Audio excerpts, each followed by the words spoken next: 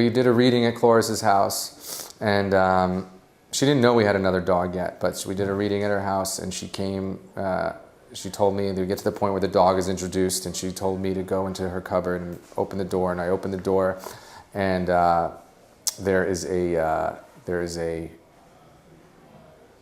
taxidermied Shih Tzu sitting inside the cupboard, and she tells me to bring the Shih Tzu over to the table and put it in the middle of the table. And this was her dog Joe that had died in Palm Springs, and she had stuffed.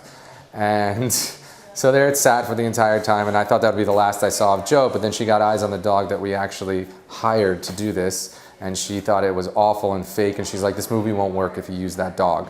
So we hadn't seen the dog. We'd shot 2 days, but we hadn't seen the dog yet, even though the dog was in the car, and we just didn't have a frame of the dog in the movie.